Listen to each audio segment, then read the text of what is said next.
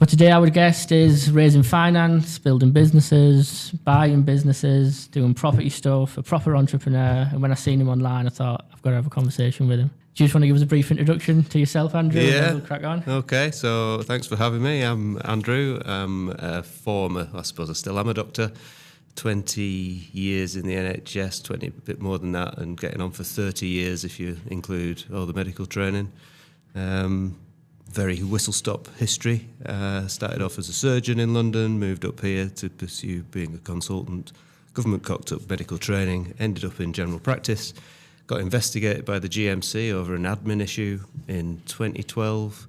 Some paperwork, basically. I had 18 months of my life where I was depressed, lost 3 stone in weight, thought I was going to get struck off. Nothing happened, but during that 18 months, it was just painful, to be honest with you. I lost all love for the profession. The fact that you think you're in this stable job, your parents have always told you, get a good job after going to school, you know, and you'll be right, you'll be set for life, and that was the mindset that I had. Yeah. Turns out that actually something as simple as a slip of a pen, when nobody's involved, can end you up in hot water that's not even of your own making, really.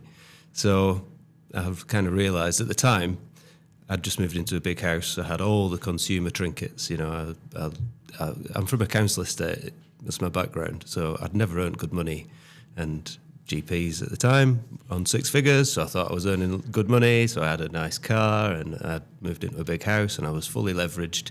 And then I got this thing, and my medical defence union said, "You do know, Dr Threadgold, that people can get struck off for this." And I was like, "You're shitting me, you know?"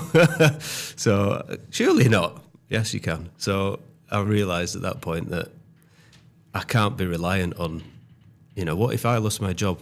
Who's going to pay for this stuff? Do you know what I mean? I've got a family and, you know, and big bills.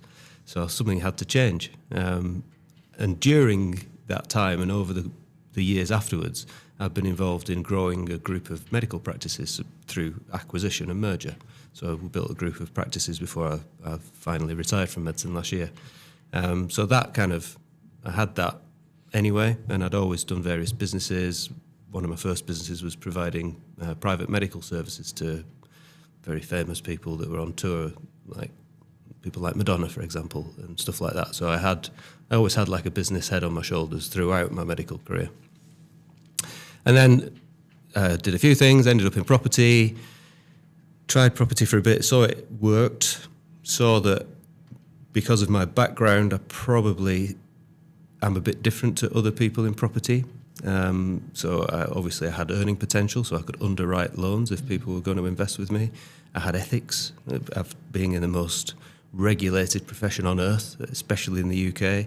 So I carried myself and dealt with people in a different way that stood out amongst a lot of the people in property.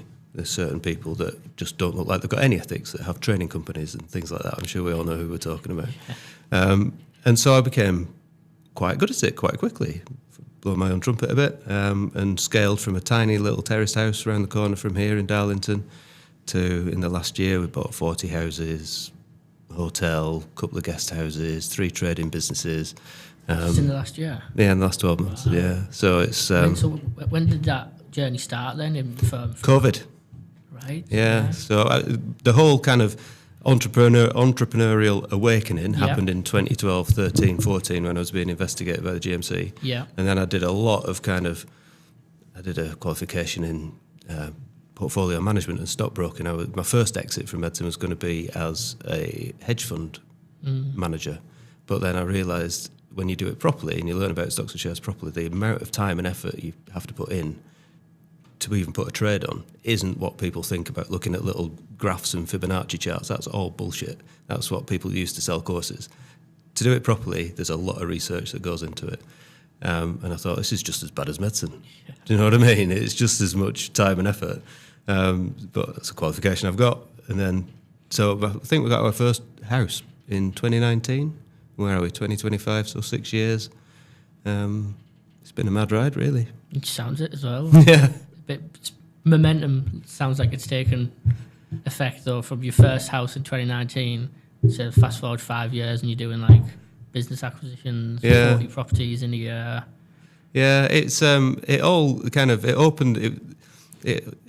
Property was the gateway to opening up kind of a revelation in the way I think about stuff. Because originally I knew nothing about creative deals, creative structuring. I knew nothing about the mindset around money. I knew nothing about all this stuff. But as I evolved into it, and I commit lots of time, I'm a massive advocate of things like books. So I read 50 books a year religiously.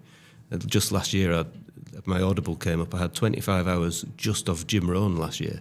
So I read a lot of stuff all the time. Yeah. And that through Audible, or do you like the... Oh, because it's habits, isn't it? It's changing habits. So instead of reading magazines on watches, I'd read, I'd put an Audible in. And things like in the car, I don't listen to the radio ever. I haven't listened to the radio for 5 years. It's always an audiobook. So, and when I've got my businesses in like Norwich or Warwickshire, and I'm in the northeast, I'm in the car quite a lot. Or if I'm going to Old Trafford because I have a season ticket at United, for what that's worth. It's like watching Everton. I can get through books all the time now, so it's like a little heaven for me, a little bit of tranquility where I can learn stuff. Where are you originally from? Near Manchester. So you're from near Manchester, that's obviously why you sport. Yeah, I used to go to Old Trafford as a kid, standing in the Stretford end when Ron Atkinson was in charge. And Teesside was an exciting prospect to come here. Well, Teesside was because in medicine, I believe lots of doctors could do really well in business if they flick the switch, because the doctors are really goal driven. So you've got a goal to get into medical school. At Barts where I went, it was 1 in every 1,000 applicants that got in. So you've got to get good grades, and you've got to do stuff to meet the goal to pass the interview to get in. So you do that. Then you've got your exams to pass, otherwise they kick you out. And then the next step was being a surgeon. And to become a surgeon is an incredibly competitive specialty. In London, where I was, it's uber competitive, and I didn't have the right double-barreled surname to get to be a surgeon in London onto the training course. So I had to go elsewhere, and a course came up or the rotation, as it's called, came up at North Tees in Hartlepool.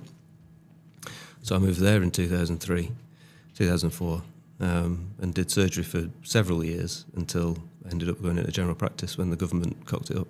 So what made you want to be a doctor? Because my auntie's a doctor, and we've seen the sacrifices that she's had to make. She's extremely driven, intelligent, and she's made a lot of sacrifices. And we don't know where that's come from, obviously, so she's my auntie, so my mum's her sister, and then my other auntie, they haven't got that same drive. So we don't know where that's come from with her. Yeah. Because none of our family have been doctors before, but where did that come from? Well, my dad was a vagabond, a waif and a stray, a lot dodgy. And my mum was a seamstress. She sewed clothes for Marks and Spencer's. Nobody in my family has ever been anything educated. But I was all right at school. Didn't really need to try that hard. It was something I was all right at for some reason. And the only people that got out of my upbringing were either drug dealers or people that got into university. So I was lucky enough that I became a professional drug dealer, really. But it just so happened that took me out of the council estate kind of background and the very poor background down to London. And I've got to say, my parents were super proud. It was a reason for me to get out. But, I know everyone's got a sob story. I don't have a sob story, but my mum used to sit through the winter without the heating on so she could send me 20 quid a month to send me money for down at university, because we were skint. We absolutely had nothing. She didn't know that I was pissing it up the wall, something that I absolutely regret to this day. But, I was a kid in London, Yeah. So, you got siblings and stuff? Not really. I've got a half-brother who's much older than me. He lives in Portsmouth. Don't really see him very much. But other than that, it's just, I grew up ultimately as an only child. It's a complex background. Do you think that's stood you in good stead, though? You've turned that into a positive and motivation and a drive to want and do more. Yeah, there's a lot of it. Without going too much into it, kind of my childhood wasn't very stable. by the time I was 20, I'd lived in 23 different places. I was always moving around trying to get away from something, or my mother was, let's put it like that. So I always had this thing that I didn't want that life. You know, I wanted a different life for me. And ultimately it's what education did for me. So I spend a lot of time thinking, I wish I'd not wasted all those years at medical school. Well, in actual fact, what education did for me was it got me out of that place, and it got me a way of thinking. It got me ultimately a middle class income, which was very kind of foreign to me. So it did a job. Medicine did a job, and it put me in a position where I could make other choices. Little did I know that I didn't see the kind of the fork in the road that I would have to take when the GMC investigated me, but you've just got to pivot sometimes and go with it. Obviously, you weren't expecting that coming then, so was it sort of a drastic... Had you been thinking of like moving away from it for a little while, and then that come, and then it was like, right, I need to do something about it now? And no, I was a career doctor. I wanted to be a doctor. I was very hardworking. For example, I was a full-time partner in a practice in Redcar. That was probably 70 hours a week, and then I would do another 30 to 40 hours overnights across the weekend in the out of hours, working when the doctors are shut, for the income ultimately. But I was very hardworking, and what happens when you've done that for years and years and years is you get a bit worn out, a bit burnt out of doing it. So I was already thinking, what else is there out there?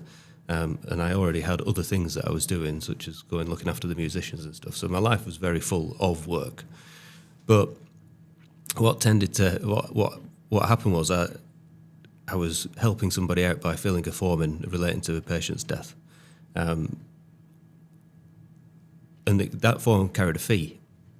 And the person that was supposed to do it hadn't done it for over a week. So I did it for them, and I didn't want the fee. That person got the hump that I was stealing his forms for the money. It was 40 quid at the time. And I'd already said I didn't want it, and informed the GMC. And the GMC came and said, oh, is this person doing forms related to death for money? Or is he stealing them from other people to do them? You know, is there a rat off?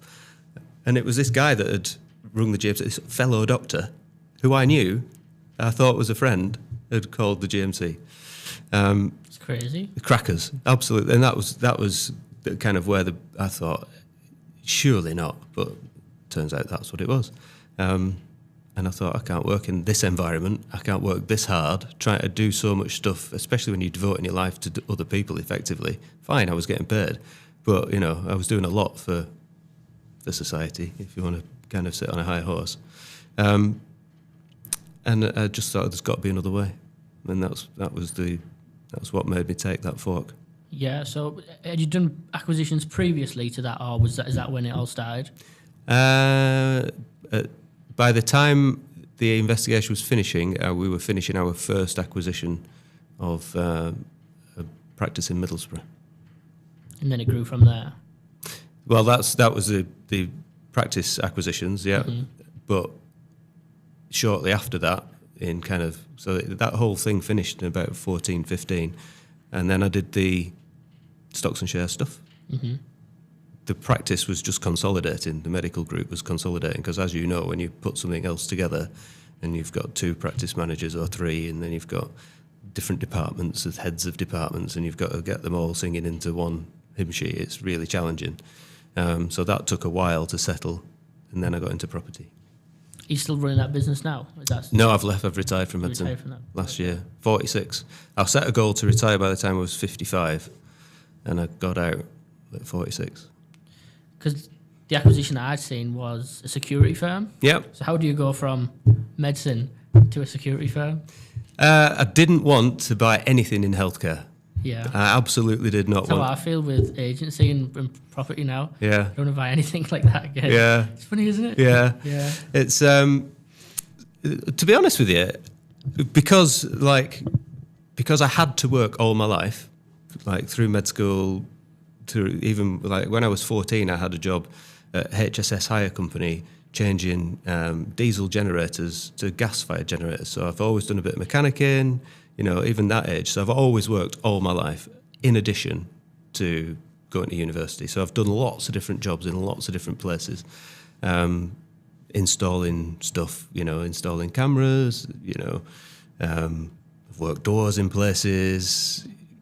I've been a medical secretary. I've done all sorts of stuff.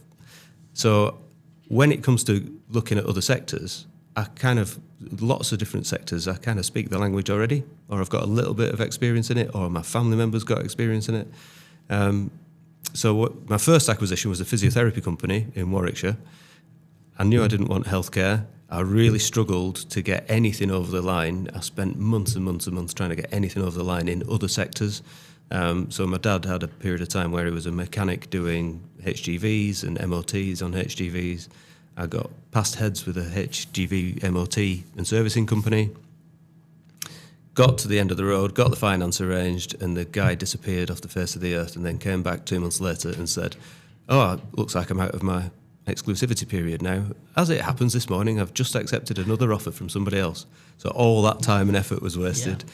So I spent a lot of time chasing dead ends. And then in the background, there was this physio company that I'd been kind of talking to for quite a while. And I just thought, I've got to do one, just get one over the line. And it was a good one. So I went into it, just so happened it was health. So I was thinking that, you said you weren't going to... I know, I know the sector. I'm comfortable. Do you know what I mean? I know the culture within health and all the rest of it. And then as we were getting going with that, somebody reached out to me and said, this company was being purchased, but the buyer has pulled out because he won't sign a PG on anything. Now, in property, you sign PGs. PGs aren't something that is uncommon. And I know that in the M&A world, there's a lot of training that says buy a business without any of your own risk, without any of your own money, just like a lot of property courses. Yeah. And it just doesn't work like that. Yeah. And they'd seen that we'd already transacted, they'd seen that I was quite busy, and they said, would you be interested? So we had a look at it. It's a fabulous little profitable enterprise. I know a bit about the security industry. It's got an MD that stayed in it. It was a bit of a no-brainer. So that's how that one came about. Where did you get the confidence to speak to like HGV companies? Because it's obviously totally different to what you were doing. And did you just have it? Did you feel like you were? Imposter syndrome? Did that for sure. Yeah, absolutely. You just got to do it. Yeah, I mean, but I've had 30 years training on speaking to people. Yeah. Like when you go to medical school, you don't just do textbook work. There's a lot of it that's about communication skills. There's years that goes into teaching people. You wouldn't think it, some of the doctors I know, but there's years that goes into teaching you how to speak to people and how to carry yourself and little cues, reading people, and stuff like that. So I can speak to people. That's not a problem. The issue is you think that they will find out, like they will see through you. That's where the self-confidence things come from, And then I think to myself, I read a lot of I listen to a lot of Brian Cox, the astronomer. Yeah. And he says, the galaxy, just in our little galaxy, there's 20 billion stars that have each got planets around them. And if you look at Earth, it's like fly shit on a map. It's so far away. Yet there's people causing wars to try and own a fraction of it. And we think that what we do matters. We're that arrogant that we think that what we do matters. It doesn't make any difference. In another few trips around the sun, people won't remember us, won't remember your name. Yeah. So why do we take ourselves so seriously? So just have a go. What's the worst that can happen? Yeah. It'd be a nice conversation. You might learn something. So why not? Why not? What have you got to lose? You started off with nothing. You're going to end with nothing. Life's like a game of Monopoly. It all goes back in the box at the end. You can't take any of it with you. So have a go. God's sake, man. Yeah, 100%. The reason I like M&A, I think it's probably the biggest leverage thing you can do in terms of your time and your growth. And like I said before we come on, like the deals that I've done satisfied my ambition for growth. And I think that's why I like it, because it's like, like you just say, you're pushing yourself, and like, what's the worst that can, it all goes back in the box, doesn't it, at the end of it, Might as well try. Yeah, absolutely. And the other thing is when you realise, I think I post all the time on my social media and stuff, like when stuff occurs to me, I try and post it in case anybody's listening, and usually not. But when you realise just how little time people spend thinking about you, you forget to worry about what people think of you. Because people aren't thinking about you, they're thinking about their own stuff, they're thinking about their own shopping list, the bill that they've got at the end of the month. They couldn't give a shit that they've had a conversation with you. They're not bothered. They'll ask you, why trucking? That was the common question. But why do you get into trucking? Well, I used to sit on my dad's knee in his HGVs. I used to go in on a Saturday whilst he was washing the trucks off. I used to be there with my Merco overalls on when my dad was fixing engines, which is how I knew how to change gas into gas engines on stuff at the side of the road. It's not there's truth behind what I'm saying, because I've done a lot of stuff and I've got an interest in it, and I'm clearly not a stupid person. I'm not very clever, but I've got a lot of drive. And people can see that, as long as you are trustworthy, you've got ethics, and you do what you say. And integrity is the most important thing. I always say, judge people on what they do, not what they say. A lot of people say a lot, achieve very little. Only this year have I started actually putting myself out there that I want to come and do stuff like this, because now I've done something to back up the words that I might speak, So yeah, it's just about having confidence in yourself, having something in your life that you've done already. It doesn't have to be within that sector, but you can say, I've built a chain of estate agencies and exited. How many business owners have exited? Very few. Most people have no idea how to exit a business. You're uniquely placed for that. So it doesn't matter what sector it's in. How are you funding? How are you finding and how are you funding the acquisitions? Because that's two big parts of the jigsaw, isn't it? Yeah, so find the acquisitions like any other direct-to-vendor method, whatever it might be. Email campaigns, letter campaigns, networking, network marketing, word of mouth from other people. Once you've done one, the word gets out that you transact. The solicitor that you might use will have other deals that they're doing. They'll say, well, Andrew's done this. You should speak to him. It just gets out there. But getting the first one is always the hardest, very much like property. Yeah. Being consistent with your messaging. So I post religiously on social media every day. Is that just from last year? No, I've always done it. Always done it. And the stuff, and the people are watching, and whether you know it or not. Yeah, 100%. The hotel that we bought last year, and we bought a portfolio of 28 houses last year as well. Both of those came from people that have been watching me since 2020, and only last year did they think, oh, actually, maybe you can help, So it's about consistency. You never know who's watching, and it builds credibility. Get out there, market, word of mouth, etc., etc. Financing, yourself, there's lots of different ways you can finance businesses. You can do full leverage buyouts where you finance a bit of the asset to give the guy the down payment. You should always have deferred consideration, in my opinion. I wouldn't do a deal without a deferred consideration element, especially not now. I've done a couple. Luckily, we've got deferred considerations on them, but stuff comes out of the woodwork all the time. Look, what type of stuff? That would be good for people to understand. Well, so a lot of people. So if you're the seller of a business, you want everything on day one. Because you want your money, yeah, you want to get paid, which is fine. If you're the buyer of a business, you want to pay as little upfront as possible, and it's not because you want to get one over on the seller. It's risk mitigation. 100%. So, for example, you could take over a business, and 3 months down the line, there could be this sudden VAT investigation that you knew nothing about, and there might be 200 grand worth of VAT that have been hidden. And if you've given the guy all the money, and now he's suddenly got to find another 200 grand, you're not going to get it back off the seller. He's disappeared. He's on a world cruise.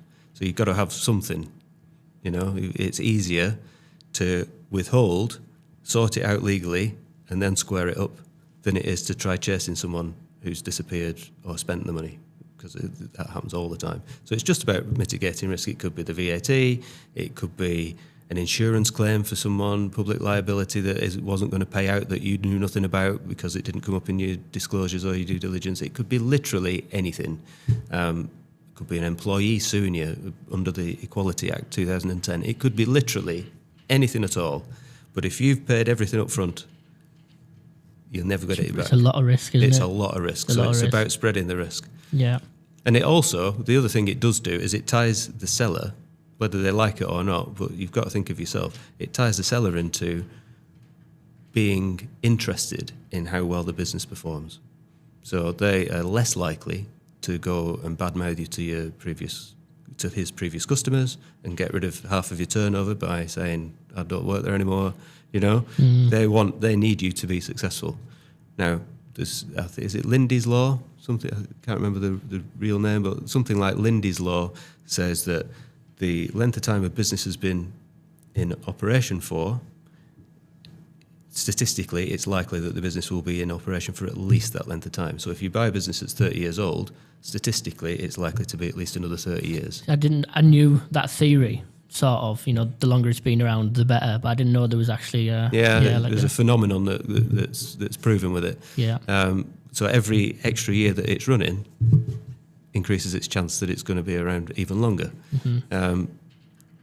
And when you've got that length, so that's why I only buy businesses that have been around at least 15 years. Right. So that's one of my criteria. I don't buy anything younger than that. Yeah. Because it's not been around long enough to go through a cycle, let alone, proper economic trade wind problems. So you got that. They're likely that the person that you're buying it from knows every customer on a personal level. So if they disappear and say the wrong thing, a lot of your clients can go with them. So you've got to weigh that into it as well. So likelihood is that buying a business is one of the most risky things you can do, but you can decrease the risk and plan for it if you structure the deferred payment properly. Mm. Why did you like the security business? Has it got a nice business model? Is it sticky? It's fabulous. It's been around. It was incorporated in 1988, I think, but it was around before that. So it's about 30 years old altogether. It turns just under £1 million. It's not had the owner within the business for the last 5 years. He's had his own issues which made him realise he wanted to sell because life's too short. It's had an MD in there for over 10 years who stayed with it. So no owner input, no marketing whatsoever over the last 5 years. It's ticked along beautifully, being a profitable enterprise since then, and there's so much potential in it that it just made perfect sense to buy it. And the owner was realistic about how much the business was likely to be worth, and how you're likely to get paid from selling a business like that rather than winding it down. How did you go and get in touch with the owner? Was it through a broker or? No, that was word of mouth. So he heard through somebody that we'd transacted already and we were looking for something else. Nice. And just got approached. Yeah, perfect that. What about the revenue model? Is it like recurring income? Was it? Yeah, so it's a combination of things actually. Nice. So we have maintenance contracts which are recurring. We have remote CCTV monitoring. So we've got a geezer that sits in a little control room 24 hours a day looking at cameras. And we get paid monthly for that as well. So we have a couple of recurring revenue streams. Contract with the police for boarding houses up. So because we've got manned patrols as well, so we have recurring revenue with people in cars going out on a night, checking premises. And if there was a break-in, they'd go and board somewhere up. So we've got a recurring revenue stream with that. And then we do big installations. So massive CCTV installation on a big factory or, a new Marks and Spencer's or you name it. And fire risk assessments, because that's a big thing at the minute. Fire regs are changing this year. So interlinked fire things, all the mist, it's like big HMOs, all that stuff. Yeah. And in massive commercial buildings, do all that.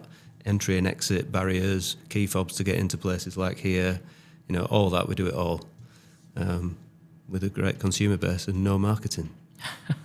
It's just surprising, isn't it? Yeah. I spoke to 3 business owners today, actually, but I've been speaking to them over the last week, and they're turning over between say 1 and 2 million, and they don't do any marketing. Yeah. They don't do any proactive sales. It's crackers. One of them didn't have a website. Right. Yeah.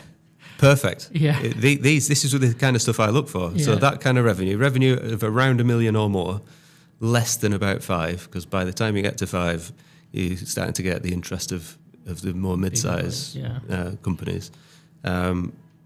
Manager in place, longevity, they've been around a while. And once you've got that, and they're profitable. So once you've got all those things, that's exactly what you want to look for, especially if there's something you can see where you can turn the dial on it, like no marketing. Because something like that, like those businesses, if you can put some marketing behind it and get some new leads in, your revenue's going up, isn't it? Yeah. You know? My only concern with these businesses, I think the owners are a bit involved, a bit too involved, you know. But it's like, I mean, the one that you've got was perfect. You had an MD and the owner was doing whatever he was doing. Yeah. Where these are quite involved, they're sort of overseeing and getting involved in a few bits. So that's what I need to navigate, you know. Yeah. Well, it depends how you tie them up, really, in terms of, you know, those. If the owner is very involved and there's big key person risk, then I would be looking at, rather than a straight deferred consideration, I'd be looking at some sort of deferred element plus an earn out, so that they remain involved and they're responsible for some of the turnover. If they meet the turnover targets that they are responsible for because they are involved with it, then they get X. If they don't, they get Y. And just spread that over a period of time. One of them is he would love to stay on. Like, it's his baby, you know. He bought the business in 2000. It's been going since like the 90s or whatever. He joined on a YES scheme, bought the business in 2001, and bless him, he just seems lonely. So he's got 2 girls, and not obviously they don't want to get into like manufacturing, you know. Yeah. And well, why would they? You know? Exactly. And that's the other thing. So a lot of these businesses, like, people think that, you know, you've got a business, you're the owner of a business, you hand it down. The kids have not seen the parents because the parents have been doing 100 hours a week in this business. They don't want it. Yeah. So who's the guy going to sell it to, or the lady who they're going to sell it to? Well, the staff don't want it either. Most of the staff wouldn't have the first clue about running it, or they wouldn't want the risk, or for their own life choices or circumstances, they've not got any assets that they could guarantee the finance with, or the owner doesn't want to prolong it that long in a management buyout. So what do? Most of them either just wind it down and close the doors, or they think, well, estate agents sell houses, so business agents sell businesses. I don't know, I'll ring a business agent, and the business agent turns up and says, oh, Mr. Smith, absolutely, you sell shoelaces. Oh, yes, you're making £100,000 a year loss. Oh, I've got people lining up to buy businesses like yours, and they're willing to pay $5 million for it. Which, that'll be your asking price. Oh, yes, that'll do. Yeah, well, sign here, £60,000 signing up fee, and we'll get you sold.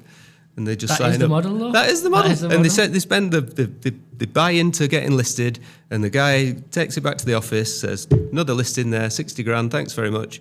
And there's a little person in the back office that's got 500 of these that have come in that week, and they're the ones responsible for trying to sell it. So they stick it on a website, and no effort is made whatsoever to sell these businesses. And that's brokers. Have you done a deal through a broker? I've tried. I spent a year trying. Yeah. And in the end, in fact, it wasn't a trucking MOT company. There was a physical. I know you've had a guest on an acquaintance of mine, Nathan Winch, and I spoke to him. I spoke to Nathan about this deal that I was doing. It was a HGV trucking company, logistics company. I got right to the end, and then the broker stepped in and didn't like the structure of it, even though the owner had agreed. And so the broker came in at the end and said, we've got more interest in the pipeline. By that point, there's a lot goes on before that, but by that point I'd had enough. So I said, right, okay, good luck to you. And it's still not sold, and that's 2 years ago. How do you know Nathan? How do I know Nathan? It's a good question. Property, I think. Yeah, around the Darlington property scene. He was on my podcast, because I have a podcast. He came on that. And Sam Cook, he's been on as well. On, yeah. So it's a small world, the property world, isn't it? It is. Is your passion property, or is it acquisitions and business? My passion is building relationships and doing deals, whether it's property or business. Yeah. I like people, top and bottom of it. Yeah. I've seen that you're in the Prosperity Network. Yeah. Is there any other networks that you're involved in, or was that the only one that you've joined? Or I've tried most of the property networks. have you? Yeah, I've tried most of them. The only one... Be controversial. Good ones and bad ones. Yeah. The only one that I would happily endorse, genuinely, is Prosperity. I've heard nothing but... I'm not a part of it, but I've heard nothing but good things about that. I said to my... to one of the other directors of the auction company that I'm involved in, I think, we should look at getting in that just for purely the networking It's side brilliant. of things. It is absolutely brilliant. I have no real affiliation. Yeah. Declaration of interest. I sit next to Danny Inman at United. We have a season ticket in the executive suite at Old Trafford. We sit next to each other. But apart from that, he's I liked and signed up to Prosperity before I got the season ticket. That's just a happy coincidence, a happenstance. But yeah, all of the others that you could possibly name, I would not recommend any of them. But Prosperity is a place where people do some fabulous stuff. Yeah. A non-paid network, you've got to look at TPT in Darlington. Yeah. There's some nice people in there. Boise and Paul, I know them very well. That's a good local free network to be a part of. You have to pay to get for the events. It's like £10, I think, to turn up to a networking event. But there's a lot of good people in that. A lot of good people have helped me in my career, actually. So can't say anything bad about TPT. But with Prosperity, people pay a reasonable sum to be there. And if you go to... Is it a couple £100 a month? Or? No, not even that. £70 now, I think. And the value that you get for it's amazing. Then you can pay more than that to get the networking events and the mastermind days and all the rest of it. This is an advertorial for Prosperity. Yeah, yeah. Danny, if you're watching or listening, you owe me something. But the mindset and the motivation of the people that are committed to being there is what sets it apart. It's the people within it. It's not Danny. Danny's a nice fella and he does a lot of stuff himself. But that's what sets it apart from the other people who are just hobbyists. Nobody in there wants to be a hobbyist property person. They all want to be a professional, full-time property person. The training I'd done was a lot around mindset, and that's the sort of it attracted people who were come from difficult situations and unfortunate things that happened to them. But yeah, it was more about mindset, and I think people got the benefit of the mindset training rather than the actual property stuff. When I went there, I was doing deals and stuff, and Sounds like someone from Redcar. Yeah. I was doing deals at the time, and I went to him and said, I've got some deals. Do you want to talk about them? Potentially people can buy them. We can talk through them, and nothing was said about it. Yeah. It was more mindset. Which it's a bit too close for home for me to be calling people out like that, because there's a lot of people around here that like that particular person. Yeah, I like him as well. I've never met him, just, but again, I don't like some of the tactics and the things that go on. Yeah. In the M&A side of things, have you done any training or are you in any masterminds with that? Yeah, I did Jonathan Jay's mastermind. Did you? How did you find that? Because he's probably one of the most controversial ones in that space, isn't he? Yeah, I like Jonathan. Yeah. So they all say the same stuff. They all teach the same stuff. Is that all from Jeremy Harbour? Yes, they all come originally. I think he was the first, and then you got the Carl Allen and Jonathan. I like Carl Allen as well. I listen to a lot of his stuff on YouTube at the moment. Yeah, and then there's quite a few. Pick which one you prefer the delivery style from. That's the top and bottom of it. It's the action you take from the knowledge you get that will get you the results. It's not the person teaching you. So find the person that you resonate with, or you don't mind, because you might not like any of them, but the one that you don't mind the least. Pick that person that you can tolerate the most, let's put it like that, and just take the knowledge, put it into action. I do like Jonathan as a person. I know he ended up in trouble with his roll-up of nurseries, but he has done some fabulous deals in the past. There's no denying that.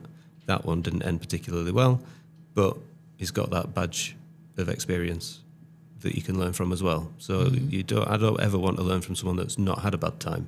I want to learn from someone that's had the ups and the downs, and they're still going. And I'm sure he does more training than he does business acquisition these days. I'm sure that's, but that's fine. I've met some really good people through his community as well, and going to his mastermind and networking stuff.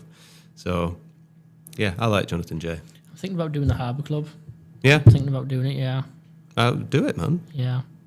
I know. I don't know why. I just don't go for it. I mean, I'm speaking to the guy who sort of signs you up at the moment, and he's shot in like a freebie. I don't know if it is a freebie, but he's telling me it is. It's a deal fest in Dubai, which I think might have got me over the edge. That'll be cool to go in June time. But a mastermind that I'm in at the moment, Ross Tompkins, he went through the Harbour Club. Do you know Ross? I've spoken to him. I don't know him. Yeah, he's from the he's a physio background. Yeah. I spoke to him about physiotherapy when I was buying the physio business. But yeah, he's an interesting fella, actually. He looks like he's been on the podcast. Has he? Yeah. I haven't watched that. He looks like he's doing trying to grow some health-related companies, including testosterone replacement therapy and stuff like that. Alphagenics or something they've called it. It's got Alphagenics, yeah. Yeah, brilliant. Good luck to him. Yeah.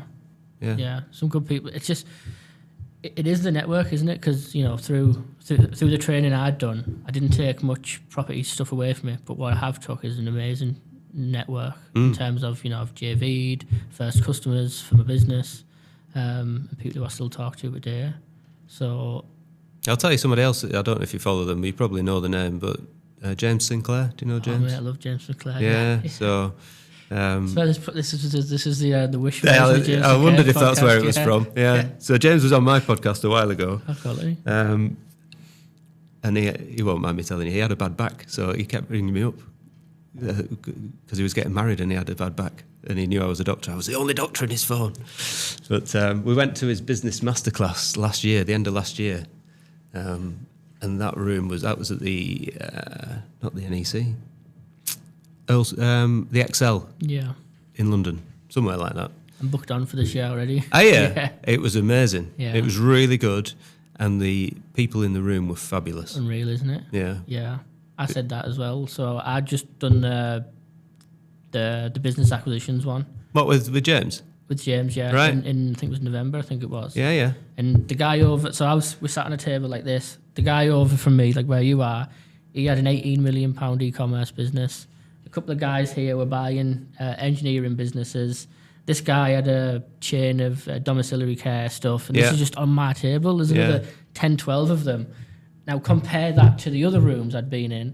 People had just not done any deals before. Yeah. There were inquiries that they weren't enjoying, and some of them just unemployed as well. And like, that's not a dig on them as a person, but when you're paying thousands and thousands to be in a room, you want to be you don't want to be the person who's doing the most in that room, do you? No. No, you want to be the one that's doing the least. You want to be the one who's doing the least, and being in that environment was just crazy. It's the first time I'd been in an environment like that where everyone was just like, wow. Yeah. I've got a lot of time for James, actually, and what he's building there as well. And it's really clever how he does it, because all his leads, everybody in that room will come from his content.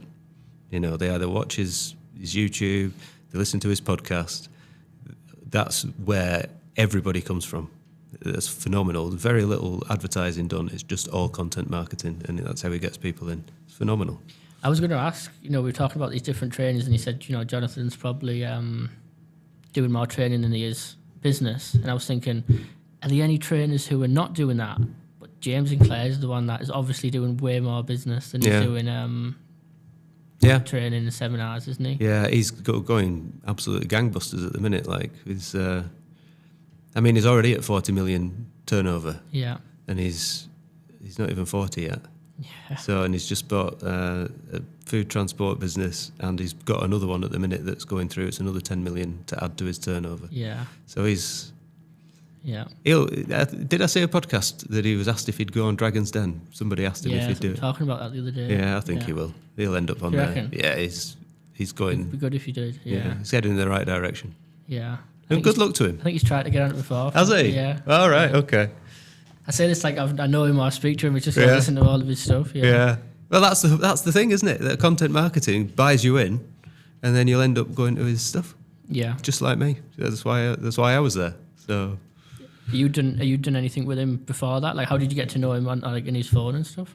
Well, I got to know him because he came on my podcast and gave me his number. Oh, so you asked him to come on? Yeah. Oh, okay. Did you just reach out to him? Yeah.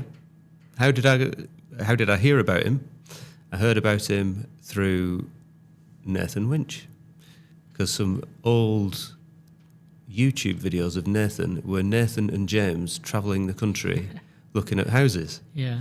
And I just kind of then started following, like now and again the algorithm would throw me a YouTube video of James Sinclair and I'd watch that, and then I've just followed him for years of what he's done and how he's grown, and I've got inspired and liked the common sense approach.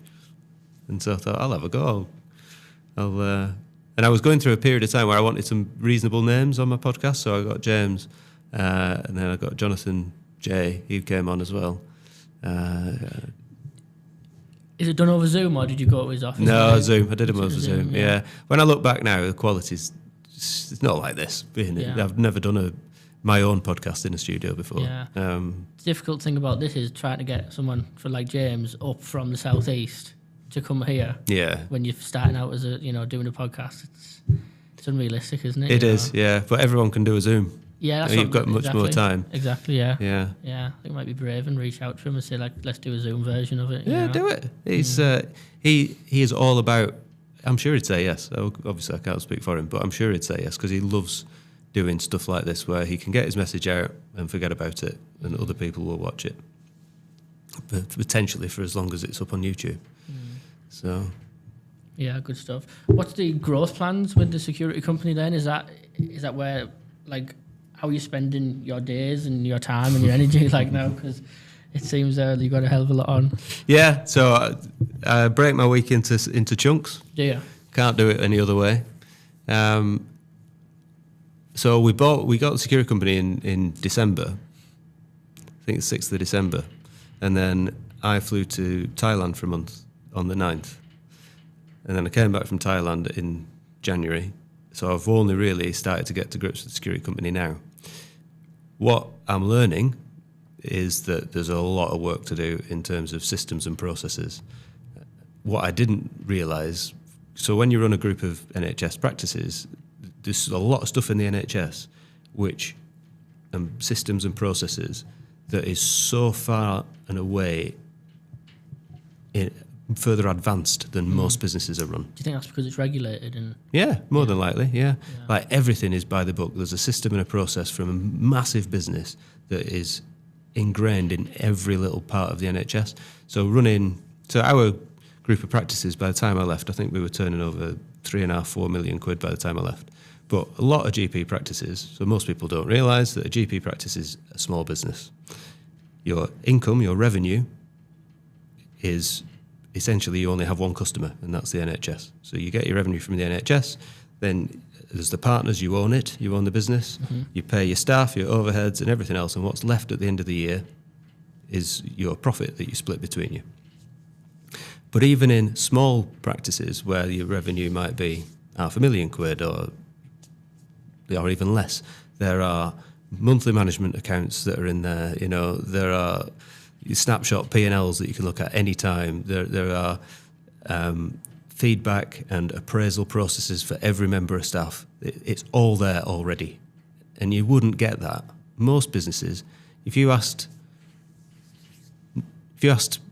90 out of 100 businesses that are turning over £1 million whether they do monthly management accounts, they'll say no. They'll do it at the end of the quarter. They've got no idea what's coming. They've got no way of knowing what's in the pipeline. They might know what's in the data book, and they've no idea the value of the work that's being done that week. That's most businesses. They fly in. I think I did a post on this week. They're flying blindfolded. And they're reacting. They might get a big VAT bill and think, I need to get some more revenue in, so they'll work to get some sales in, so they get the money to pay the VAT bill. And that's how these businesses are built. And when I was looking at buying them, I seen one business that was £4 million turnover, didn't have management accounts. But one of the reasons that I was looking for businesses that get to £1 million is by the time you get to £1 million, you've got to have some sort of financial reporting at some point, or you're paying someone. But some of them still don't. They just do it themselves. The owner does it and does it by feel or what's in the account that month. Do you know what I mean? So, long-winded answer. what am I doing most of my time? I'm implementing systems at the minute. I'm implementing pipeline value, work that we're doing value, debtor book value, shortening debtor days, because having a long debtor book kills businesses. We've got some debts that we've clawed in now, but when we took it over, we had debts that were 2 years old. You know, you can have a massive debtor book with huge amount of money in it, but if it's not in your bank, it's pointless. So shortening creditor days, shortening debtor days. Extending creditor days. Extending creditor days. I just like a quick turnover. Done. Yeah, so bring everything in so that you know what you're dealing with, and then it's all about planning what's in the pipeline. You know, you've got your recurring revenue, so you can bank on that. But then, how many installs have we got? If we haven't got enough installs in March, why not? What can we do about it? You know, and slowly. And I tell you another community I'm a member of that I must endorse: Entrepreneurs Circle. All right, yeah. If you've got a business that's turning mid 6 figures into anything into a couple of million quid turnover, Yeah. they are perfect for you. Is that local to here, or is it? They have regional meets, Okay, yeah. but it's based in Birmingham, Solihull. Yeah, I was one of my Josh who coming to this podcast. He put something online, and it might have been that Entrepreneur Circle. It's fabulous. I think I'm joining. He's going to refer me, and he said you get 150 quid ticket or something to the black. He might do, yeah. Yeah, It might be the offer. But Nigel Bottrell, who runs that, I don't know him, but he's like a force of nature in terms of what he knows about marketing and shaping your business up. Josh was saying, If you like James Sinclair, you'll like love that. it. Yeah, I think it's Sarah Davies in there. Yeah. Yeah, so it must be the same one. If that's what it is, yeah. Yeah, and lots of businesses have gone through it. So there was, so they have something called the master plan, which is, they have various tiers. Like every good business, like James Sinclair talks about, they have various tiers. You can pay like Prosperity, you pay the lowest to get, you know, the basic, and then you can keep paying more to get more and more from it. Yeah.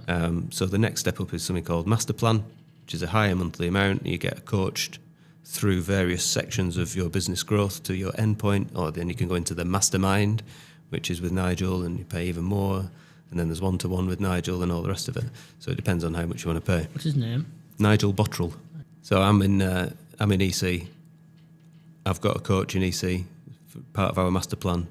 And our goal, I don't mind telling you, with the security company, is to change its revenue into its net profit within the next 3 years, and then within 5 years be in a position to exit should we wish. I spoke to Nathan about that in terms of, you know, buying and then selling, because what I found really difficult when I bought businesses is like the staff culture. You know, it's probably the hardest thing, isn't it? And like, how do you come into this business and you share the vision, but that vision is to then transact on it again? It leaves them a bit like, Yeah. like a bit like I feel like commodity, doesn't it? And a bit like, So, yeah, I mean, like, what's your thoughts around that? Well, speaking personally, my vision isn't necessarily to exit. My vision is to exit if I wish. Yeah. Which is a very different thing.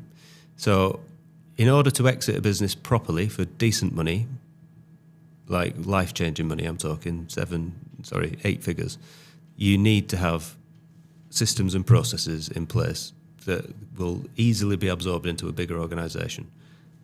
The level I'm working at, the sub £5 million turnover businesses, don't have that. So that's a value improvement you can make. Everybody in that organisation will benefit from that. By the time you get to the point where you can exit, it should be spinning off enough money that it doesn't really alter your life if you exit or not. So why would you exit? Well, you might exit because you just don't fancy running a business anymore. You might exit because you've got a health concern, but you're better off building it to get to that point so that should the worst happen, you can exit, than to just keep going as you are, fumbling along, being reactive, and not having something as optimized as it can be. And everybody benefits from it being optimized. The more revenue you bring in, the better you can treat your staff. The more staff you can bring in, the more training they can do, the better they can, you can give them private healthcare and all the rest of it. All the stuff gets better if you bring in more revenue. You bring in more revenue by getting your systems and processes in place, management team sorted out, your marketing sorted out, your debtor and your credit days sorted out. You know, it just follows on. One thing follows the next. It's not easy. All these words make it sound like it's something. It's so hard.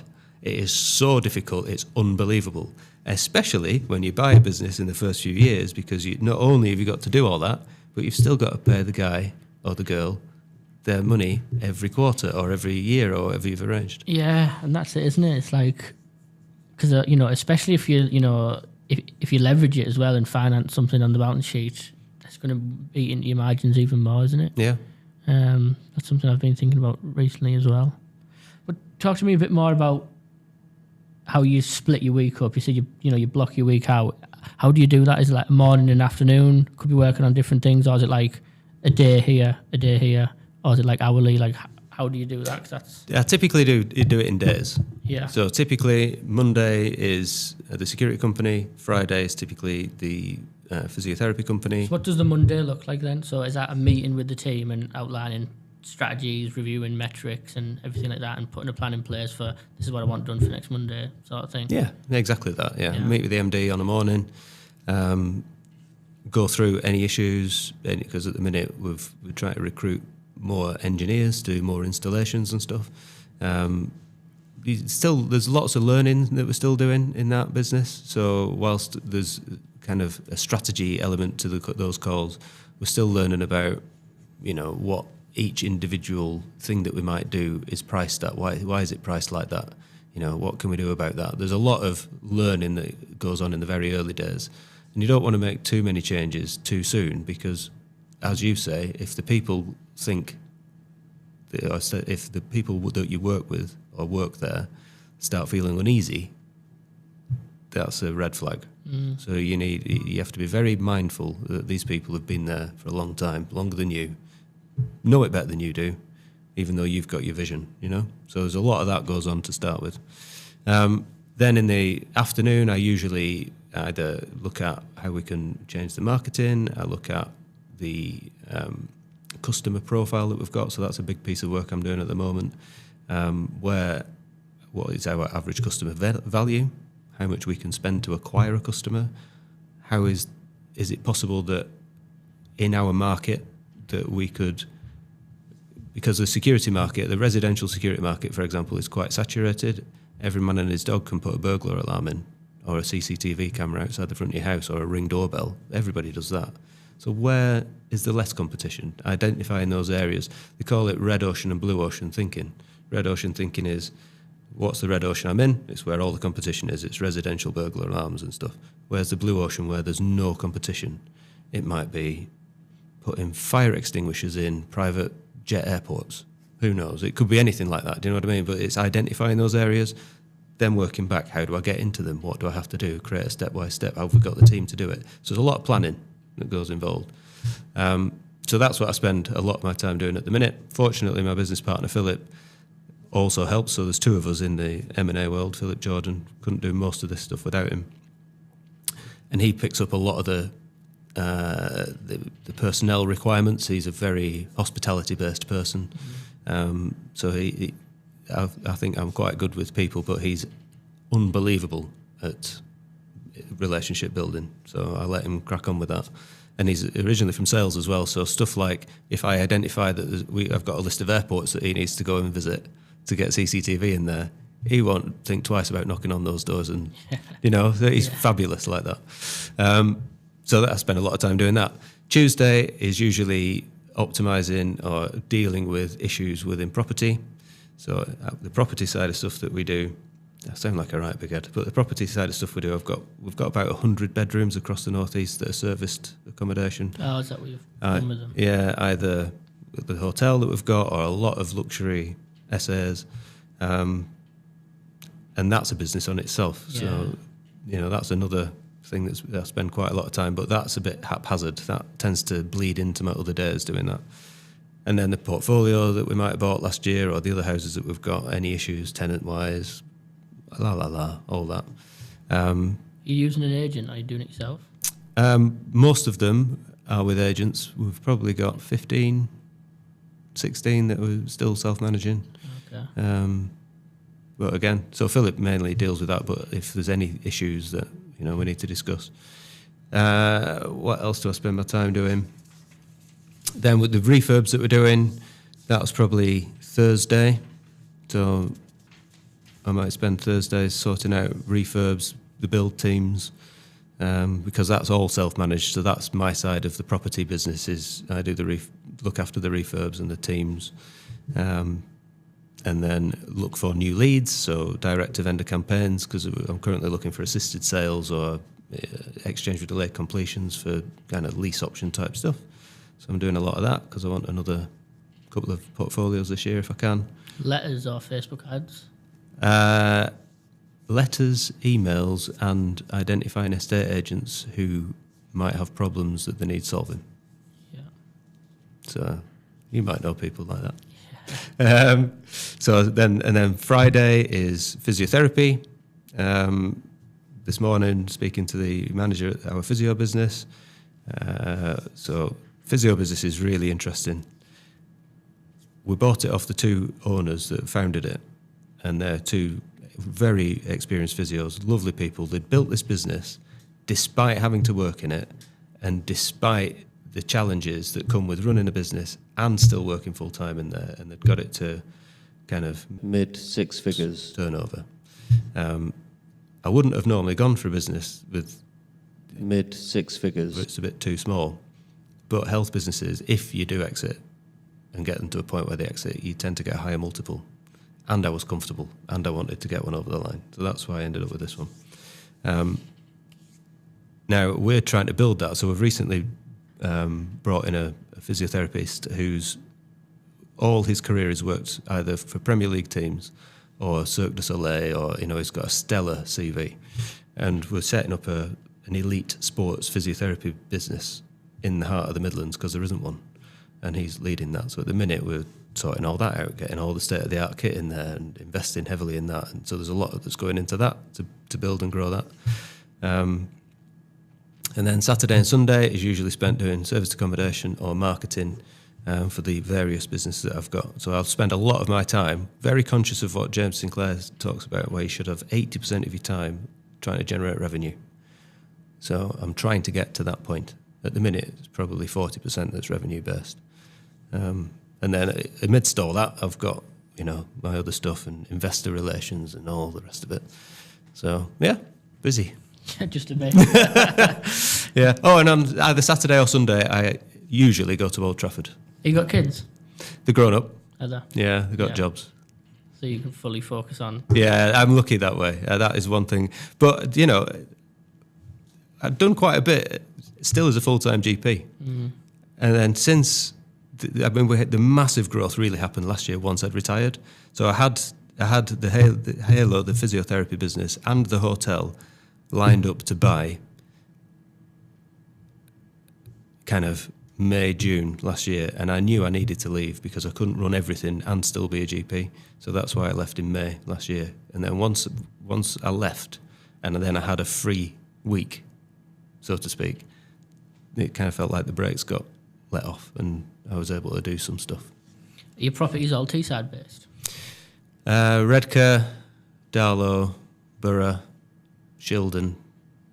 Got a guest house in South Shields, 9-bedder, Seaton Carew, and side of kind of Newton Aycliffey type way. So like North East based. Are you tying them up with? Are they all on SA? Like, is that the model, or no? The councils and we've got a bit of social housing. We've just got 3 that are finishing this week. Today, the 5-bed HMO finished today. That's been signed up by social housing, and I've got 2 others. One's in Newton Aycliffe and one's in Shildon. 2 3-bed family homes that are next week they get finished. Nice.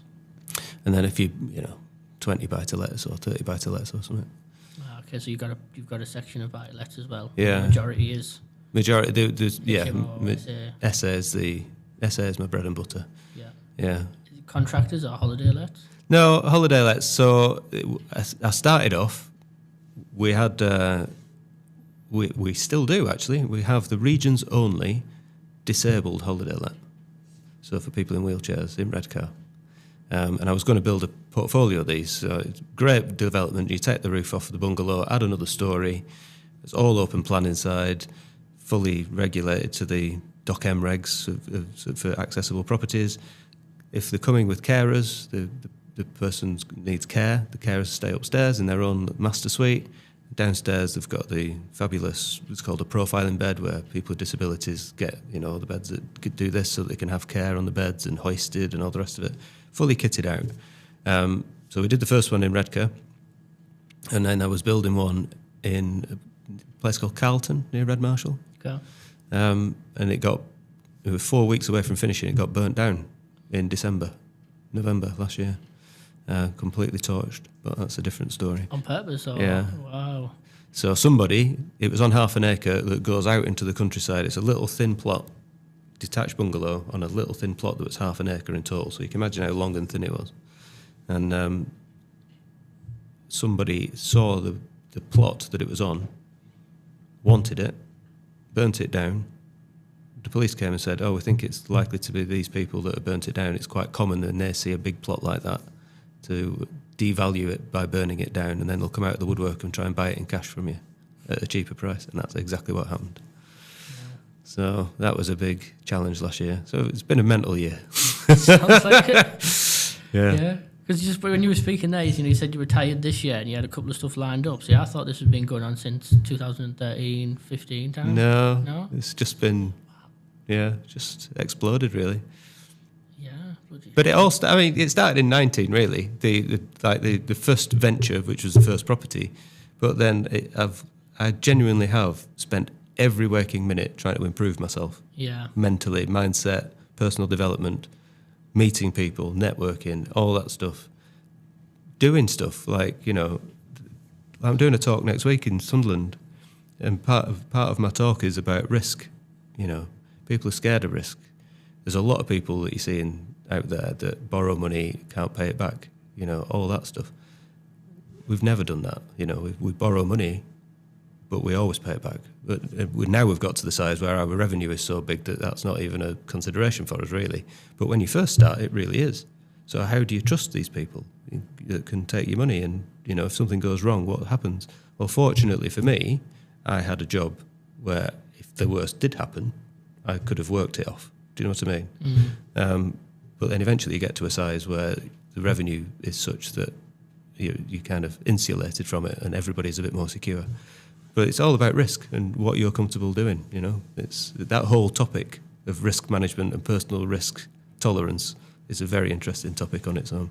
What's had the biggest impact on yourself in terms of like leveling up from going from a single buy-to-let to doing bigger deals? Like what is that thing that's... What in terms of what have I learned that's... I think so, yeah. What's the thing that you say you do differently now than you did then? Yeah, well, I'll tell you quite simply, when I first started, it was deposit and mortgage or cash purchase. Everything. That was what I thought. That's what I knew. Now, deposit and mortgage or cash are at the bottom of my list of options. So whatever I look at, I always think, can I do something creative? And if you can't, it's a non. Well, unless it's an amazing deal. Yeah. But I'll work down a list of options. But in order to get to the creative stuff, you need to know the seller. You need to know what they need. You need to understand, where they're coming from. So a lot of stuff that we've ended up buying have been people that have needed a solution to a problem. They can't afford the running costs at the minute, or they need some equity out of it, but not everything. But it's a massive problem, or they've got a health problem and they just can't physically do it anymore, and they need somebody reliable that isn't going to pull their eyes out, that will look after it for them. They can own it in the end, So I always look for solving a problem rather than it just being about acquiring the asset. If you can solve somebody's problem to do it, you can usually get more favourable terms. What would you do differently if you were to start again? I wouldn't go to medical school. Straight. Yeah. Balls deep into it. Yeah, I'd go straight into it. But then I probably wouldn't have been able to kind of rely on my professional background as much as I have. Yeah. So it wasn't wasted time. And I did a lot of great stuff as a doctor. I really did enjoy it a lot of the time. Just that 2012-ish where I got soured. But by that point, I'd already done a lot of medicine, you know. What would I do? I don't think I'd do much else differently, really. I'm a big believer in we are where we are in our lives due to the decisions that we've made along the way. If you want to be somewhere else, make different choices. And you can choose today. You don't have to wait. And that's how I live my life at the minute. I've got an idea where I want to go. Will I end there? Who knows? Something could happen along the way. It's happened plenty of times in my life. You're big on journaling? I do a bit of journaling. I don't do it every day. No. I do it if I've got a lot on my mind. I do it. If I'm worried about something, which happens all the time when you've got a lot of plates spinning, I'll write stuff down. But what I tend to find is if I feel uneasy, then I've got an unidentified problem. So if I wake up feeling anxious, there's something going on. And then I'll journal until I get to the bottom of why I feel anxious. Once I've identified it, then that's the start of the solution. Because once you know what you're dealing with, you can create a plan. And by taking action to whatever that plan is to solve that problem, the worry disappears then. Once you start making a step on the path to whatever it is that you've identified, then, every day after that bungalow caught fire, I felt uneasy every single day. And they tried to burn it down another twice afterwards. And I was down at the James Sinclair masterclass thing. Woke up at 4:00 in the morning in the hotel, phone ringing. It was the next door neighbour of the bungalow. Just letting you know, Andrew, your bungalow's on fire again. And this is an old woman that's next door. She didn't need us turning up, taking the roof off her next door house, spending 8 months developing it, and then for it to get burnt down twice. Do you know what I mean? Mm. And I just felt so bad for her. And I couldn't figure out whether it was just I was worried or whether I was disappointed or what it was that I was so worked up about. So I wrote it all down, and eventually I came to the notion that actually what it was I was disappointed in myself for impacting on the neighbours. And I'm massive on relationships. I can't get that across enough. That's what my life's about. Not impacting other people unless it's in a positive way. And I was really upset with myself for that. Even though it wasn't particularly my fault, if I hadn't bought the place, it wouldn't have got burnt down. Mm. So I had some responsibility, and I accept that. So I sold it. And as soon as I made the decision to sell it, it was like the weight got lifted, and I was able to sleep again. So it's just sometimes there's things that you can't quite put your finger on and that's where journaling comes in for me. Yeah, it does make you feel a lot better, doesn't it? What I realise as well when I start journaling, I realise that I'm sweating the small stuff, you know, the minor stuff. But such as? It's a good question. I don't know if I can really answer it, but when I so let's say if I journal something down or I'm feeling, like you say, anxious or overwhelmed. And when I'm writing stuff down, I'm thinking, that's not actually as big of a deal, because you've seen it on paper. It might only be a few things. So yeah, that's what I mean. Yeah. You're a work in progress. Everybody is, and I catch myself all the time. I think, I've got these bills to come out and I've got this revenue coming in. Am I worrying about it? Well, no, because should I worry about it? Well, no, because I know I've got this coming in. But you still worry about it. Do you know what I mean? Yeah. And that's the small stuff that you can sweat about. Yeah. But you slowly I'm slowly getting a thicker skin. I can't speak for anybody else, but I'm slowly getting a thicker skin and bigger things to worry about. And what will people think of me? That's something that's held me back a long time. Like having discussions with your team in the business that you might have bought about doing something, and you're worried that you might upset a staff member. Well, I don't like upsetting people, and that bothers me, but I'm not there to be liked, and I don't own it to be liked. I'm there to give them a secure job so they can pay their mortgage and look after their kids, and that I can have a profitable enterprise that rewards me for the risk I've taken. So you've just got to frame it in a different way sometimes. Do you employ anyone at the holding company level? No. No. Is that something you want to do? Yeah, we're going to get to that point, I would think, quite quickly, because part of the growth strategy, along with the marketing and expansion like that, is acquisition. And once we start getting, into a situation where we've got a few different ones, or even two, then somebody is going to have to come up into the holding company to look after it. And I'm getting to the point with my business partner. I think that's probably why we don't need somebody in the holding company just yet. It's because there's two of us. Yeah, good point. And so Philip does an awful lot. And I think that's helped. But we are getting to the point where we have literally so much stuff going on that we could probably do with somebody. But then, another thing I think is there's so many ways that you can do stuff. Just in social media and marketing, we might spend 38 grand a year. Well, through it to an agency, but you could pay someone for that. You could have someone in-house, full time, pretty much. I don't know how much marketeers or videographers or whatever social media people earn.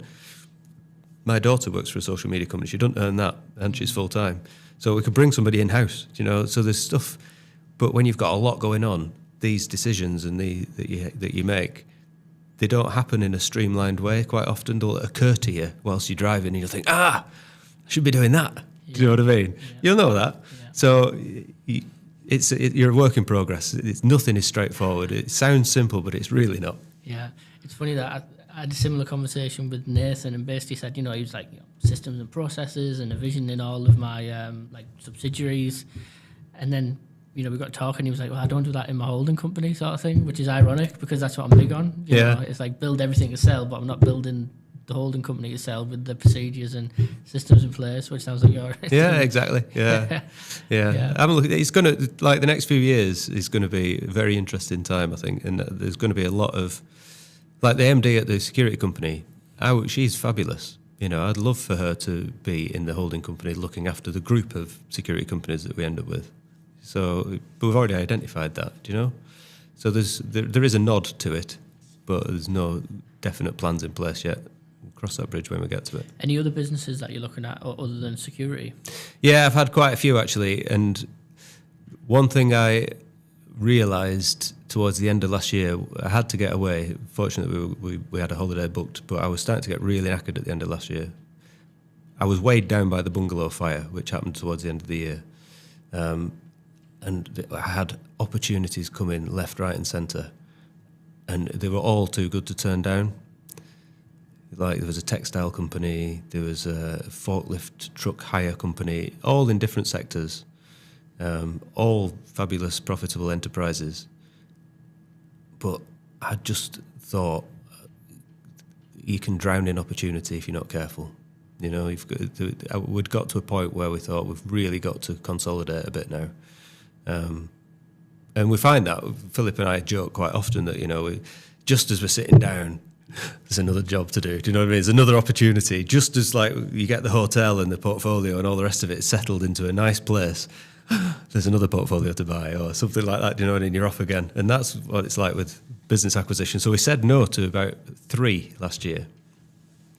We had one that we were going to go and see this year, but we've decided, no, let's concentrate on what we're doing. Let's get these things properly sorted and cash flowing rather than chasing the shiny pennies.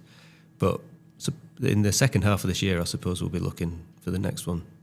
And what we found was that we were getting offered stuff in different sectors that weren't necessarily related. Luckily, the security stuff is related to the property, our commercial units and all the rest of it. We can, spend fortunes on fire extinguisher servicing. We can do that in-house now. So that works. But how would a forklift truck hire company fit in? It wouldn't really. So we're going to, unless it's a mega deal, we're going to start concentrating health and facilities management, upstream and downstream. Like we spend, 5 figures every month on CCTV equipment to install. It's the cost of sales, it's the cost of doing the job. Why don't we buy the supplier? Or why don't we buy somebody who spends a lot of money with us? So that's upstream and downstream in a little group. That's where we're going next. How did you meet Philip, and is he 50-50 on everything that you do? Yeah. He's not in the luxury service accommodation stuff, but the portfolios, the hotel and the businesses, he's my 50-50 partner. I met Philip through Prosperity. Oh, there you go. Yeah, so I met him at a networking event. So Philip and I, it's an interesting thing. So I look at it like we've both done our time in terms of what, like our own paths before we came together. And if it hadn't have been the right time, it wouldn't have worked. But by the time we came and went into business together, he'd done, I don't know, I think he had 40 odd houses of his own. He has a bar and a nightclub in Cheltenham that he owns. He's worked at the Hard Rock Hotel in Singapore, and he's very accomplished fella, really good at hospitality. It's like Mr. Disney. And I'd obviously done the hard yards with creative deals, because you don't scale to the level that I've scaled without being creative, and the business stuff and relationship building and all the rest of it. And we came together at the right time. And the thing that brought us together was the bungalow. I wanted him to work on the bungalow with me, because I wanted to elevate the customer experience, and I wanted his input as much as anything else. And he's amazing at raising finance, and that helps. So we came together on that, and everything else kind of just ballooned out of that. Mm-hmm. What are your strengths in the partnership? Probably don't have many. Talking. Carrying you on his back. Talking, yeah. I'm a good talker. What am I good at? Do you have an area of expertise? Or do you think you're sort of a Philip all-rounder? says that I'm very good at finding deals, finding opportunity and analysing them. That's what Philip would say. What do I think I'm good at? I don't think I'm very good at anything at all. And I don't want to think of myself as being very good at anything, because I want to always be in the mindset of needing to get better. You got any plans to get into another mastermind? Well, I'm in two at the minute. One is one's like more of a training course with Mark Shaw. Do you know Mark Shaw? He's a very interesting fella. Was a lawyer, and then owned a chain of estate agencies. He does a lot around creative finance. So I'm doing that. I'm doing the master plan with Entrepreneurs Circle. That's it for now, but I'm always looking. I have a thing where I spend 10% of my income on self-development, whatever that income will be. Always, every year I will do. It's just, I don't ever know it all. I just slowly gain experience. Mm-hmm. And where do you want to take what you're doing now over, say, the next 3 to 5 years? Yeah. To create profitable enterprises that I can exit if I wish. I want to be able to go anywhere I want with my family for as long as I want without needing to be concerned about anything. That would be the ultimate for me. Mm-hmm. But I absolutely love the hustle and bustle and grind. I can't live without it. So I'm a bit of kind entrepreneur's curse, isn't it? A bit juxtaposed, really. I don't like going on holiday. I can't go on holiday for more than a fortnight, really. Even after the first few days, I'm climbing the walls. So if people want to reach out to, help you raise finance, buy businesses, where can they find you? I'm most active on Instagram at Andrew_Threadgold, or on LinkedIn, or I have a website, www.andrewthreadgold.com. And final question, if you had one piece of advice for your younger self, what would it be? Get started. Don't wait. Don't think it doesn't happen to people like you. It happens to people who want it to happen. Whatever you want, you can achieve. You just need to figure out the first step, and then just say yes and figure it out. Top man. Thanks so much for coming on, mate. Really enjoyed it. Thanks for having me. Cheers.